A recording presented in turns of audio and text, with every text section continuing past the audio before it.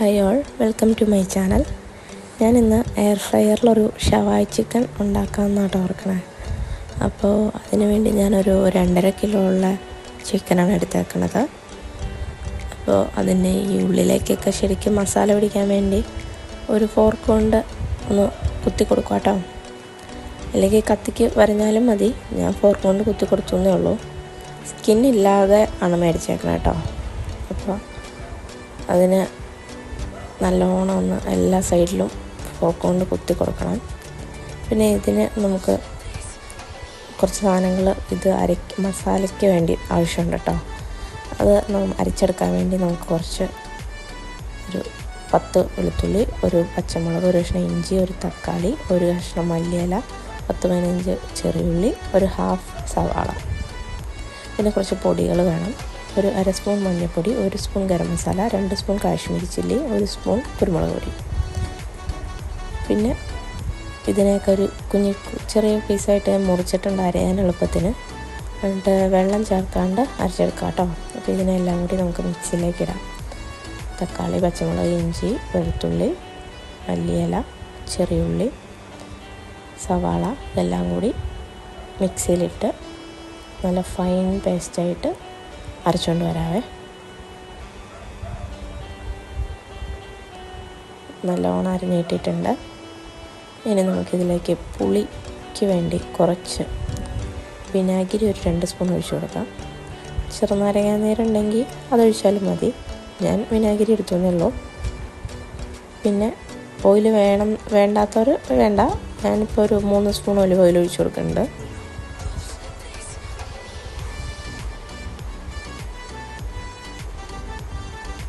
എന്നിട്ട് നമ്മൾ എടുത്തു വെച്ചേക്കണ ആ മസാലപ്പൊടികളില്ലേ, 1/2 സ്പൂൺ മഞ്ഞൾപ്പൊടി, 1 സ്പൂൺ ഗരം മസാല, 1 സ്പൂൺ കുരുമുളക് പൊടി, പിന്നെ കാശ്മീരി ചില്ലി.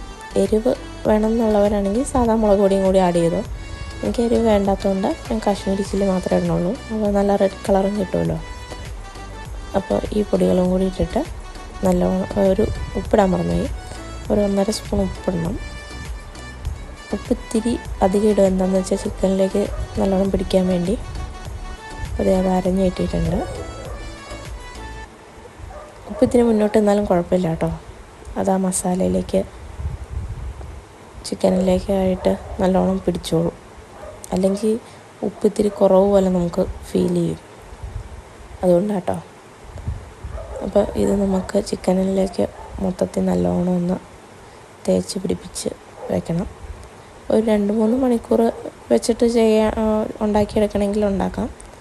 ഓവർനൈറ്റ് വെക്കണമായിരിക്കും നല്ലത്. ഓവർനൈറ്റ് വെച്ചാൽ എന്താണെന്ന് വെച്ചാൽ നല്ല ഉള്ളിലേക്കൊക്കെ നല്ലോണം മസാല പിടിച്ചിട്ട് കഴിക്കാൻ നല്ല രസമുണ്ടാകും. അല്ലെങ്കിൽ ഫുൾ നല്ല കിട്ടില്ല അത്ര ടേസ്റ്റ്. ഓവർനൈറ്റ് വെക്കണമായിരിക്കും നല്ലത്.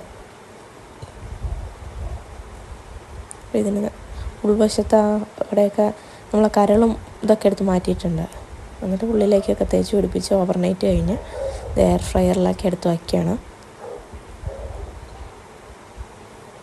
എയർ ഫ്രയറിൽ വെച്ചിട്ട് ഒരു 45 മിനിറ്റ് മതി, കുക്കായിക്കോളും.